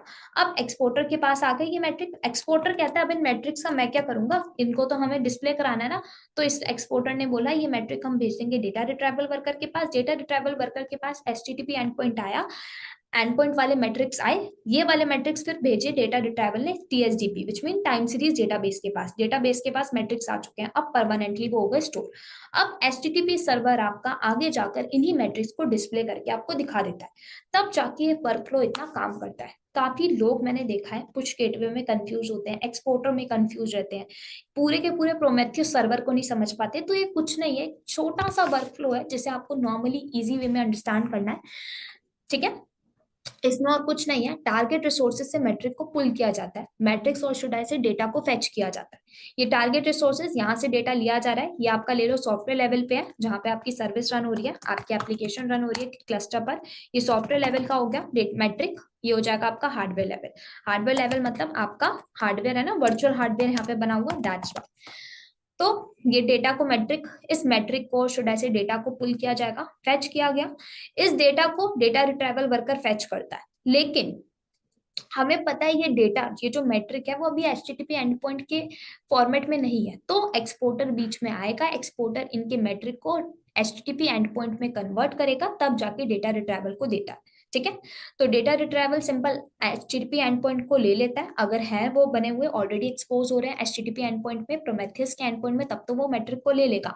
इनकेस अगर नहीं उस वे में मैट्रिक्स बन रहे तो एक्सपोर्टर प्रोमेथियस के मैट्रिक्स को and point HTTP end point में कन्वर्ट करके डेटा रिट्राइवल को देता है, तब जाके आगे का स्टेप डन होता है। हाँ, अब जहां हम बात कर रहे थे पुश गेटवे की, तो पुश गेटवे में मैंने जैसे आपको बोला, इन्हीं पर्टिकुलर मान लो सॉफ्टवेयर लेवल पे कोई आपकी जॉब रन हो रही है, छोटी सी जॉब है, आपने बोल दिया आपको बैकअप लेना है, ठीक है। तो बैकअप का जो टाइम पीरियड होता है, ये जो इसका जो इस जॉब का जो स्पैन होता है वो बहुत कम होता है, इन जॉब का जो टाइम पीरियड होता है वो बहुत कम होता है, ठीक है। मान लो आपका इस जॉब का जो टाइम पीरियड है वो बहुत फ्यू सेकंड्स का है, तो इतने में आपकी जॉब रन होके बंद हो जाएगी। तो पुश गेटवे कहता है ऐसी जॉब को ना, मैं ऐसी जॉब का मैट्रिक ठीक है, वो मैं अपने पास रख लूंगा, आप मेरे से बाद में ले लेना। तो इस जॉब का मैट्रिक पुश गेटवे ने अपने पास रख लिया। जैसे ही पुश गेटवे के पास ही मैट्रिक आ गया, जॉब रन हुई, बंद हो गई। अब कोई दिक्कत नहीं, जॉब बंद हो गई तो भी कोई दिक्कत नहीं, मैट्रिक तो आपके पास आ गया ना। अब इन्हीं मैट्रिक्स को पुश गेटवे से एक्सपोर्टर लेता है, HTTP एंड पॉइंट में कन्वर्ट करता है, फिर डेटा रिट्राइवल वर्कर तक पहुंचाता है, एंड देन आके वो स्टोर होता है डेटाबेस में, एंड देन जाके आगे का प्रोसेस होता है। तो यही पूरा वर्कफ्लो है। ओके, सो अब बात आती है, हमें शॉर्ट लिव जॉब्स का भी समझ आ चुकी है, ठीक है, पुश गेटवे को भी समझ आ गया। अब बात आती है कि आगे प्रोमेथियस के वर्कफ्लो में हम लोग आगे किस तरीके से इसके डेटा को डिस्प्ले करने के लिए हम लोग काम करते हैं। पहले तो क्वेश्चन ये आता है कि ये जो आपका प्रोमेथियस है, इसको पता कैसे चलता है कि किस चीज को स्क्रैप करना है, ठीक है, किसको नहीं करना, कौन से टारगेट रिसोर्सेज से स्क्रैप करना है, कैसे करना है। अगर कोई मान लो अगर आपका सीपीयू यूसेज ज्यादा हो चुका है, कोई server run out of memory हो रहा है, तो उस चीज के लिए पहले ही कैसे आपके इंजीनियर्स हैं उनको किस तरीके से पहले ही नोटिफाई करना है, कैसे एक अलर्ट जनरेट करना है, तो सब कुछ ये सब भी कवर अप होता है प्रोमेथियस के अंदर। ये कैसे कवर अप होता है? प्रोमेथियस कहता है, प्रोमेथियस की ना खुद की एक YAML फाइल होती है, which is Prometheus dot YAML file, ठीक है, which is a kind of a configuration YAML file, जिसके अंदर प्रोमेथियस सब कुछ डिफाइन करता है। लाइक जिसके अंदर हम लोग ये भी डिफाइन करते हैं कि क्या प्रोमेथियस को स्क्रैप करना है, कहाँ से स्क्रैप करना है, ठीक है, कौन से टारगेट रिसोर्सेज रहेंगे आपके, कौन सा अगर आपको कोई रूल जनरेट करना है तो वो रूल क्या होगा, कितने टाइम इंटरवल के ऊपर स्क्रैप करना है, समथिंग। तो ये सब कुछ हमारा ये कवर अप होता है प्रोमेथियस की YAML फाइल के अंदर। तो प्रोमेथियस को खुद ब खुद नहीं पता चलता आपके प्रोमेथियस सर्वर को कि इतना कुछ उसे स्क्रैप करना है इस पर्टिकुलर टारगेट से, वो आपको बताना पड़ता है। तो उसके लिए क्या करते हो, जब भी हम लोग हमारा प्रोमेथियस सर्वर बनाते हैं, ठीक है, लाइक हमें भी पता है जब हम प्रोमेथियस सर्वर बना रहे होते हैं तो हम लोग क्या करते हैं, फर्स्ट ऑफ ऑल प्रोमेथियस का पैकेज डालते हैं। लाइक वही प्रोमेथियस अपना डाउनलोड और इंस्टॉल करोगे आप अपने सर्वर पर, प्रोमेथियस सर्वर आप क्रिएट करोगे। उसके बाद क्या होता है, बाय डिफॉल्ट प्रोमेथियस के अंदर ना एक फाइल होती है prometheus डॉट कॉन्फिग यामल करके, ठीक है, कॉन्फिग यामल तो नहीं होता, सिंपली रहती है prometheus डॉट यामल करके। तो ये जो फाइल रहती है prometheus डॉट यामल करके फाइल, इस फाइल के अंदर ना कुछ फ्यू कंपोनेंट्स होते हैं, कंपोनेंट्स एज ए लाइक कुछ फ्यू आपके पैरामीटर्स होते हैं, जिन पैरामीटर्स को बाय डिफॉल्ट लिखा जाता है। और उन पैरामीटर्स के अंदर ये डिफाइन किया जाता है स्क्रैप इंटरवल क्या होगा, आपका इवेल्युएशन इंटरवल क्या होगा, rule files which mean rule क्या रहेंगे अगर आपको कोई रूल एक्स्ट्रा एड ऑन करना है, या फिर आपको ये बताया जाता है टारगेट कौन सा रहेगा जहां से आपको स्क्रैप करना है। तो ये आपको बाय डिफॉल्ट ये फाइल मिलती है जिसके अंदर बाय डिफॉल्ट कुछ कंपोनेंट रहते हैं। अब इस पर्टिकुलर फाइल में आप क्या कर सकते हो, या तो अगर नहीं होगी तो आप खुद से जनरेट करोगे ये फाइल, और इस फाइल के अंदर आप फ्यू कंपोनेंट्स पैरामीटर्स लिखोगे। और वो पैरामीटर्स कैसे रहेंगे, ताकि आपके प्रोमेथियस सर्वर को पता चल सके कि आपको ये पर्टिकुलर थिंग को स्क्रैप करना है और ये आपका टारगेट रहेगा। तो वो जो फाइल रहती है वो कुछ इस तरीके से रहती है। Let me show you the file, I have the file, this one. So it is a kind of a configuration file which is written in YAML language। जो Prometheus की फाइल होती है वो यूजुअली YAML लैंग्वेज में लिखी जाती है, ठीक है। तो ये तो अभी हमारी नॉर्मल आपकी ह्यूमन रीडेबल फॉर्मेट है, ठीक है, जिसे आप अंडरस्टैंड कर सको। तो ये जो प्रोमेथियस की फाइल होती है, प्रोमेथियस डॉट यामल फाइल, इस फाइल के अंदर आप फ्यू कंपोनेंट्स लिखते हो, एज यू कैन सी। इस फाइल के अंदर हम लोगों ने क्या बताया, सबसे पहला जो हम लोगों ने ब्लॉक दिया है वो दिया है ग्लोबल नाम का। तो मतलब सबसे पहला जो सेक्शन है वो है आपका ग्लोबल नाम का, सेकंड सेक्शन आता है आपका रूल फाइल्स नाम का, and the third section is your scrap config. अगर मैं इन तीनों सेक्शंस की बात करूं, इन तीनों के अंदर क्या डिफाइन कर रखा है, तो हमें ये बेटर तरीके से अंडरस्टैंड हो पाएगा कि किस तरीके से प्रोमेथियस अपने मैट्रिक्स को स्क्रैप करता है टारगेट रिसोर्सेज से। तो बात आती है फर्स्ट सेक्शन की, which is your global section. Global section में जैसे कि हम लोग देख सकते हैं क्या लिखा गया है, स्क्रैप इंटरवल। स्क्रैप इंटरवल से मतलब है कि आपका जो प्रोमेथियस सर्वर है वो कितने कितने टाइम पीरियड में, कितने कितने टाइम इंटरवल में आपके मैट्रिक्स को स्क्रैप करेगा आपके टारगेटेड रिसोर्सेज से।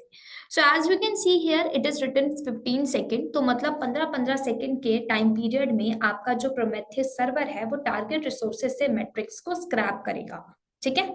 तो स्क्रैप इंटरवल हमें समझ आ चुका है। अब बात आती है आपके सेकेंड इवेल्युएशन इंटरवल की। इवेल्युएशन इंटरवल का मतलब क्या होता है, इवेल्युएशन इंटरवल का मतलब है जो भी आप रूल्स डिफाइन करते हो अपनी इस particular Prometheus dot Yamala file में, जितने भी रूल्स आप डिफाइन करते हो उन रूल्स को इवेल्युएट किया जाएगा और यही बता रहा है वो कि किस टाइम इंटरवल पे इवेल्युएशन होगा। Just a second.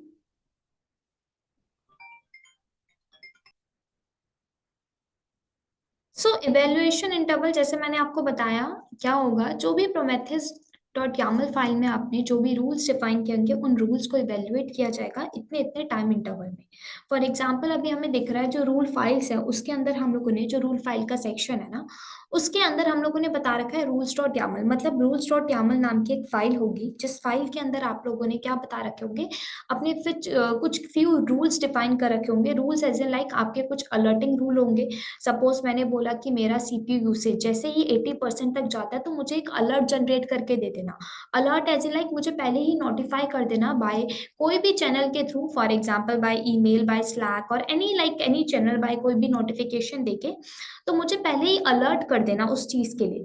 तो वो क्या बोल रहा है, इन्हीं ये जो रूल फाइल जो आपने लिखी है ना रूल्स डॉट यामल, इस फाइल के अंदर आप जो भी रूल डिफाइन करोगे अलर्टिंग से रिलेटेड या कोई भी एग्रीगेटिंग से रिलेटेड अपने रूल्स आप डिफाइन करोगे, उन रूल्स को क्या किया जाएगा, उन रूल्स को चेक किया जाएगा। अगर वो रूल्स आपके करंट सिचुएशन से मैच होते हैं, ठीक है, आपकी उस सिचुएशन से बिल्कुल ठीक जा रहा है, फॉर एग्जांपल मेरा सीपीयू यूसेज 80% जा चुका है एंड मेरे रूल्स के अंदर भी मैंने लिखा था जैसे सीपीयू यूसेज 80% जाए तो मुझे एक अलर्ट जनरेट करके दे देना।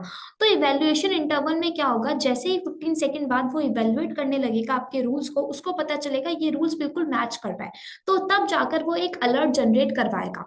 और अलर्ट कौन जनरेट करेगा, उसका एक अनदर कंपोनेंट होता है, बट अभी आप इतना अंडरस्टैंड करो इवेल्युएशन इंटरवल का मतलब है रूल्स को चेक किया जाएगा 15 सेकंड बाद। ठीक है।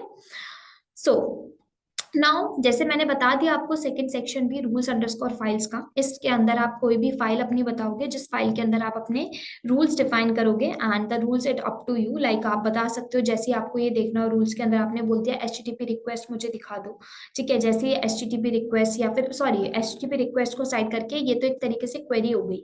आप क्या बोल सकते हो रूल्स के अंदर सीपीयू यूसेज जैसे ही ज्यादा जाए तो मुझे पहले ही नोटिफाई कर देना, या फिर मेरा कोई भी सर्वर अगर रन आउट ऑफ मेमोरी जा रहा हो तो मुझे पहले ही नोटिफाई कर देना, कोई भी अगर मेरा सर्वर ओवरलोडेड हो रहा तो मुझे पहले ही नोटिफाई कर देना।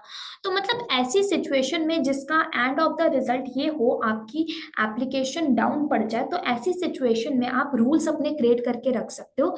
जो रूल्स जैसे ही लगता है ओवर लिमिट हो रहे हैं रूल्स आपके, बेसिकली आपके रूल्स ठीक नहीं है, मतलब रूल से ज्यादा एक्स्ट्रा चीजें यूज हो रही हैं, एक्स्ट्रा कुछ भी रूल से मैच कर रहा है, तो आपके अलर्ट जनरेट होंगे। फॉर एग्जाम्पल जैसे मैंने अभी आपको बताया 3 रूल्स में, लाइक सीपीयू यूसेज एक्स्ट्रा हो गई, ओवरलोड हो गया, रन आउट ऑफ मेमोरी होगी, तो इन 3 रूल्स को मान लो आप लोगों ने इन रूल्स डॉट यामल फाइल में डिफाइन कर रखा है।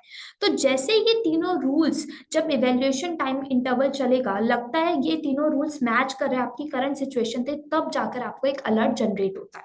ठीक है। तो वो अलर्ट का एक अनदर कंपोनेंट आएगा, पहले हमें इतना ही अंडरस्टैंड करना था। नाउ द थर्ड, अगर मैं थर्ड सेक्शन की बात करूं, थर्ड ब्लॉक की बात करूं, विच इज आपका क्या है rules dot sorry scrap underscore config. इसके अंदर क्या होता है, इसके अंदर आप बेसिकली ये बताते हो, आपने स्क्रैप इंटरवल तो दे दिया लेकिन आप ये तो बताओ स्क्रैप करना कहाँ से है, विच मीन्स आपके मैट्रिक्स को कहाँ से पुल किया जाएगा। तो मैट्रिक्स को पुल करने के लिए आपको भी पता है हमारा मोस्टली हम लोग क्या करते हैं, हमारा जो प्रोमेथियस सर्वर होता है वो क्या करता है, वो आपके टारगेटेड रिसोर्सेज से पुल अप करता है। ठीक है। तो उन्हीं टारगेटेड रिसोर्सेज से पुल किया जाएगा मैट्रिक्स को। तो उसने बोला है जॉब का नेम आपने प्रोमेथियस रख लिया है। स्टैटिक कॉन्फिग में आपने टारगेट में क्या बताया, local host and port number 8080 भी दे सकते हो अगर आपका कोई टारगेट रिसोर्स है। और अगर आप यहाँ पे 9090 पोर्ट नंबर अगर आप देखते हो, इसका मतलब है आपका जो इटसेल्फ प्रोमेथियस सर्वर होता है ना, वहीं से क्या किया जा रहा है, आपके मैट्रिक्स को पुल किया जा रहा है। पुल एज इन लाइक आपके मैट्रिक्स वहां टाइम सीरीज डेटाबेस में जाके सेव हो चुके होंगे, उन्हीं को आगे जाकर एक्सपोज करने वाले हैं। तो यहाँ पे आप नॉर्मली देख सकते हो क्या होता है, स्क्रैप कॉन्फिग कुछ नहीं होता, जस्ट इसके अंदर आप क्या बताते हो, आप ये बताते हो कि आप अपने टारगेट्स बता देते हो कि मतलब आपका ये पर्टिकुलर टारगेट है, यहाँ से आपको क्या करना है, मैट्रिक्स को पुल करना है। और अगर आपके matrix bye defaulted HTTP end point में एक्सपोज हो रहे हैं, ठीक है, अगर आपको पता है कि आपके एंड पॉइंट जो आपके टारगेट रिसोर्सेज है वहां से एचटीटीपी एंड पॉइंट में ही मैट्रिक्स जनरेट हो रहा है, तो उस केस में आप क्या करते हो, आप प्रोमेथियस सर्वर के ऊपर जो मैट्रिक्स आते हैं उन्हीं का ही हेल्थ स्टेटस चेक कर लेते हो, तब जाके हम 9090 पोर्ट नंबर देते हैं, बिकॉज वो बाय डिफॉल्ट आपका प्रोमेथियस का पड़ जाता है जब हम लोग प्रोमेथियस का देते हैं। तो यहाँ पे लोकल होस्ट अगर 9090 आपको दिखता है तो ये प्रोमेथियस सर्वर आपका टारगेट जनरेट होता है। बट अगर आपको कोई और टारगेट रिसोर्स का दिख रहा है तो वो क्या करेगा, उस पर्टिकुलर सर्वर के ऊपर जाएगा, वहां के मैट्रिक्स को पुल करेगा, ठीक है, और जॉब का नेम हो जाएगा प्रोमेथियस। तो काफी बार आपने देखा होगा स्क्रैप कॉन्फ़िग के अंदर कुछ नहीं होता, आप जस्ट अपना टारगेट रिसोर्स बता देते हो कि ये पर्टिकुलर टारगेट रिसोर्स है, यहाँ से हमारे डेटा को, हमारे मैट्रिक्स को क्या कर लेना, पुल कर लेना, और कुछ नहीं। तो इन सिंपल लैंग्वेज समझो इन तीनों को। ग्लोबल के अंदर आपका स्क्रैप इंटरवल, कितने कितने टाइम पीरियड बाद स्क्रैप किए जाएंगे मैट्रिक्स को। इवेल्यूशन इंटरवल, कितने कितने टाइम पीरियड बाद रूल्स को चेक किया जाएगा, ठीक है। रूल डॉट यामल, जैसे आप देख सकते हो फाइल होगी, इस फाइल के अंदर आप अपने रूल्स बता दोगे अलर्ट जनरेट करने के लिए। And the last one is your scrap config, जिसके अंदर आप अपने टारगेट बताते हो कि बेसिकली आपका ये टारगेट है, इस सर्वर से आपको मैट्रिक्स को पुल करना है, ठीक है। तो इस तरीके से हम एक Prometheus dot Yamala file launch करते हैं आफ्टर प्रोमेथियस सर्वर क्रिएट करने के बाद, ठीक है, ताकि हमारे प्रोमेथियस सर्वर को पता चल सके क्या स्क्रैप करना है और कहाँ से, ठीक है। सो आगे बढ़ते हैं। अब जैसे मैंने आपको बताया था कि हम लोगों को इतना तो समझ आ गया कि भाई हम लोगों को किस तरीके से फाइल बनानी है, स्क्रैप कैसे करना है। जैसे अभी आपको याद हो, मैंने अभी एक दो वर्ड्स की बात की थी, लाइक अलर्ट की। मैंने बताया था आपको अलर्ट जनरेट होता है। नाउ क्वेश्चन इज दैट किस तरीके से प्रोमेथियस आपके अलर्ट्स को ट्रिगर करता है, किस तरीके से वो अलर्ट जनरेट करता है। तो उसके लिए ना आपके पास क्या होता है, एक अनदर कॉम्पोनेंट होता है। वो कॉम्पोनेंट क्या होता है, वो कॉम्पोनेंट होता है बेसिकली आपका alert manager. So let me make the alert manager. तो यहाँ पे हम लोगों ने क्या बोल दिया, अलर्ट मैनेजर, ठीक है। ये अलर्ट मैनेजर के चैनल्स होते हैं, मैं पहले यहाँ लिख देती हूँ फिर आपको बताती हूँ। नोटिफिकेशन के थ्रू आपको वो कर सकता है, इसके खुद के स्लैक चैनल्स होते हैं, ठीक है।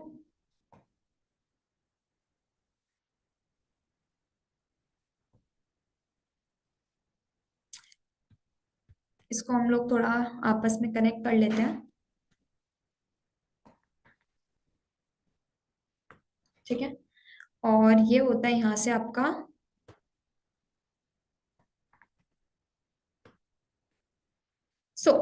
क्या होता है आपका अलर्ट कैसे जनरेट होता है। जैसे मैंने आपको बताया, अलर्ट्स के लिए हम लोग क्या करते हैं, हमारे पास जो फाइल होती है प्रोमेथियस डॉट यामल फाइल, उस फाइल के अंदर हम लोग क्या करते हैं, उस फाइल के अंदर हम लोग हमारे अलर्ट रूल्स लिखते हैं, है ना। Alert rules as in like हम लोग क्या करते हैं, हमारे यहीं से आपने इस चीज को, इसको एक और चीज अंडरस्टैंड कर लो, ये एचटीटीपी सर्वर से ही आपके इसी एंड पॉइंट से आपके रूल्स आते हैं। मतलब ये जो मैट्रिक सेव होता है ना, यहाँ जाता है एचटीटीपी सर्वर के पास, देन जाके आपके अलर्ट्स जनरेट होते हैं। तो क्या होता है, आपकी जो कॉन्फ़िग फाइल होती है, जैसे मैंने आपको बताया, ये जो आपकी रूल्स अंडरस्कोर फाइल्स कंपोनेंट के अंदर, इसके अंदर आपने एक फाइल लिखी है रूल्स डॉट यामल। अब मान लो आपने इस रूल्स डॉट यामल फाइल के अंदर आपने 3 रूल बता दिए, जैसे मैंने बताया सीपीयू यूसेज अगर 80% जाता है तो क्या कर देना, मुझे नोटिफाई कर देना पहले ही, कि ज्यादा ना चले जाए, ओवरलोडेड ना हो जाए मेरा सर्वर, तो मुझे पहले ही नोटिफाई कर देना। मैंने बोला कि मेरा कोई भी server run out of memory ना जाए, तो मुझे पहले ही नोटिफाई कर देना। अब ये नोटिफाई करने के लिए क्या करता है, जो भी रूल्स आप अपनी रूल्स फाइल में लिखते हो, उन रूल्स को वो पढ़ता है, और पढ़ने के बाद क्या करता है, आपको अलर्ट जनरेट करके दे देता है। तो जो अलर्ट जनरेट करता है, उसके लिए आपके पास एक अनदर कंपोनेंट होता है जिसका नेम होता है अलर्ट मैनेजर। तो जैसे ही आपके रूल्स उस पर्टिकुलर सिचुएशन से, उन पर्टिकुलर फाइल्स के अंदर जो रूल्स डिफाइन किए गए हैं उनसे मेट होते हैं, उनसे मैच करते हैं, as it is same current situation भी वैसी ही होती है, तब जाके आपके अलर्ट जनरेट किए जाते हैं, तब जाके आपका एक अलर्ट ट्रिगर होता है with the help of alert manager.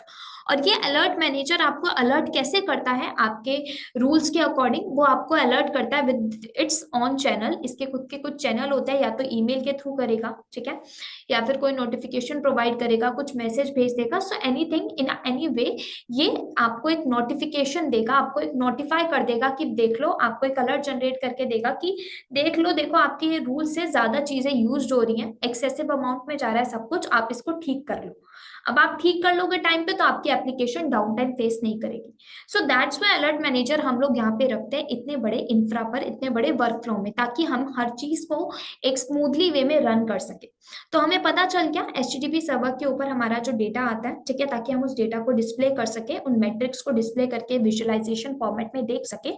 तो हम लोग उसको देखने से पहले हम उसके अंदर के अलर्ट्स को भी इवेल्युएट करते हैं, ठीक है। तो अलर्ट्स को जब देखा जाता है in the 15 seconds of time period, जैसे आपके इवैल्यूएशन टाइम इंटरवल में दे रखा होगा, तो उसको जब इवेल्युएट किया जाता है और पता चलता है ये रूल हमारी करंट सिचुएशन से, हमारे वर्कफ्लो की जैसी सिचुएशन है उससे मैच कर रहा है, तब जाके आपके अलर्ट जनरेट होता है with the help of alert manager, ठीक है। तो ये होता है आपके अलर्ट मैनेजर का काम। अब बात आती है, इतना तो हमें पता चल गया, मेन क्वेश्चन अब ये आता है कि ठीक है, अलर्ट मैनेजर का हमें पता चल गया, पुश गेटवे हमें पता चल गया, एक्सपोर्टर का पता चल गया, तो इन एट द एंड अगर हम बात करें, डेटा यहाँ पे जब आता है, आपका मैट्रिक्स जब आपका यहाँ पर पहुंचता है, तो वो मैट्रिक्स उसके बाद डेटाबेस में जाके स्टोर हो जाता है। और वो डेटाबेस में जब जाके स्टोर होता है, तो एचटीटीपी सर्वर का काम होता है पहले तो अलर्ट जनरेट करना, उसके अकॉर्डिंग अगर अलर्ट्स नहीं है तो वो क्या करे, उस पर्टिकुलर डेटा को डिस्प्ले करके हमें प्रोवाइड करे इन अ फॉर्मेट, किसी भी फॉर्मेट में, लाइक ग्राफ के फॉर्मेट में हमें दे, कोई टेबल ऑफ डेटा फॉर्मेट में हमें दे, किसी भी फॉर्मेट में हमें वो पर्टिकुलर मैट्रिक्स जनरेट करके दे। तो एचटीटीपी सर्वर कहता है वो डायरेक्ट तो आपको ऐसे जनरेट नहीं कर सकता, आपको उसके लिए कुछ अनदर कंपोनेंट का यूज करना पड़ता है। और वो कंपोनेंट क्या होते हैं, फॉर एग्जांपल प्रोमेथियस कहता है आपके पास कंपोनेंट अवेलेबल है, जैसे कि फर्स्ट कंपोनेंट होता है आपका, आप प्रोमेथियस का खुद का यूजर इंटरफेस यूज करो, ठीक है। प्रोमेथियस का खुद का एक इंटरफेस होता है, वो इंटरफेस होता है प्रोमेथियस वेब यूआई, ठीक है। उस इंटरफेस का यूज करके आप अपने मैट्रिक्स को एक डैशबोर्ड में, एक सिंगल डैशबोर्ड में देख सकते हो, ठीक है। तो पूरा का पूरा आपको विजुअलाइज फॉर्मेट में आपको दिखता है, ग्राफ शो होगा, या जिस तरीके से आप क्वेरी करोगे उस तरीके से आपको डेटा आपका शो होगा, डिस्प्ले होकर आएगा आपके सामने। तो सबसे पहला जैसे मैंने बताया वेब यूआई प्रोमेथियस का, एंड सेकेंड ऑप्शन क्या होता है, आप अदर कोई भी विजुअलाइजेशन टूल का यूज कर सकते हो सच एज ग्राफाना। अब क्वेश्चन ये आता है, एचटीटीपी सर्वर कहता है कि आप डायरेक्ट इन दोनों आपके विजुअलाइजेशन टूल या फिर वेब यूआई के ऊपर डायरेक्ट नहीं जा सकते और वहां पे सीधा क्या कहते हैं डिस्प्ले करके देख नहीं सकते, आपको उससे पहले क्या करनी पड़ेगी, क्वेरी करनी पड़ती है कि भाई आपको क्या करना है, आपको अपना डेटा देखना है, आपको मैट्रिक देखना है।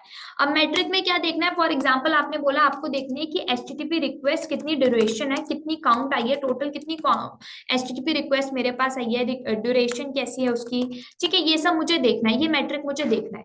तो उसके लिए आपका प्रोमेथियस आपको कहता है कि आप क्या करो, सबसे पहले तो क्वेरी करो उससे रिलेटेड।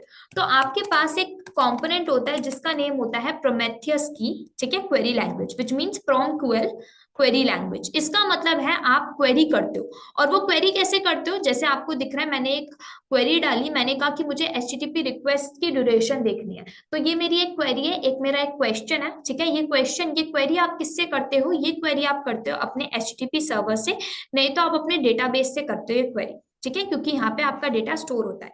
आप इससे क्वेरी करोगे एचटीटीपी सर्वर के थ्रू, आपकी ये क्वेरी एक्सेप्ट की जाएगी, ठीक है। इनमें अगर आपकी जो मैट्रिक्स है उसके पास एचटीटीपी एंड पॉइंट है, तो आपने जो PromQL से क्वेरी की है वो एक्सेप्ट की जाएगी, एंड देन जाके आपको यही क्वेरी के फॉर्मेट में अपना जो मैट्रिक्स है वो डिस्प्ले होगा, किसके ऊपर, अगर आप वेब यूआई से देखना चाहते हो तो इसके ऊपर होगा, बिकॉज ये बाय डिफॉल्टेड आपका प्रोमेथियस के साथ इंटीग्रेटेड रहता है, और ये एक बड़ा सा इंटरफेस होता है, प्रोमेथियस का खुद का इंटरफेस होता है, जिसके ऊपर आप इसको एक्सेस कर सकते हो, अपना डेटा देख सकते हो ना विजुअलाइजेशन फॉर्मेट में, ठीक है, सब कुछ देख सकते हो, चार्ट फॉर्मेट में देख सकते हो, ग्राफ फॉर्मेट में देख सकते हो, इन एनी वे। तो आप क्या करते हो, PromQL क्वेरी लैंग्वेज से क्वेरी करते हो अपने मैट्रिक्स की, जब क्वेरी एक्सेप्ट की जाती है तब जाके आपको वो पर्टिकुलर डेटा डिस्प्ले होता है अपने वेब यूआई। अब हम लोग क्या करने लगे आज के टाइम पे, हम लोग अदर विजुअलाइजेशन टूल यूज करने लगे हैं, वो बेटर होते हैं एज कम्पेयर टू खुद की वेब यूआई से, प्रोमेथियस के।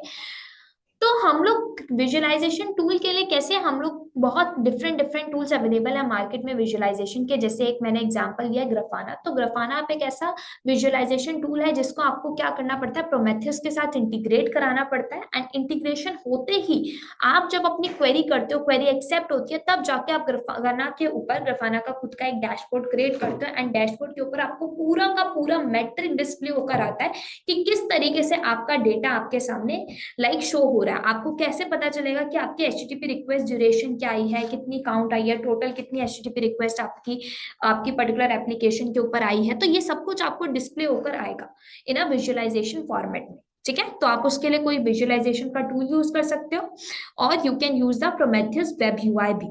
ठीक है, तो ये पूरा का पूरा वर्कफ्लो होता है प्रोमेथियस का, जो इस तरीके से काम करता है। ज्यादा कुछ कॉम्प्लिकेटेड नहीं है, जब हम लोग प्रैक्टिकल करेंगे तो ये ना बेटर वे अंडरस्टैंड होगा कि किस तरीके से सब कुछ आपस में काम कर रहे हैं, किस तरीके से पूरा का पूरा आपस में कनेक्शन बना हुआ है।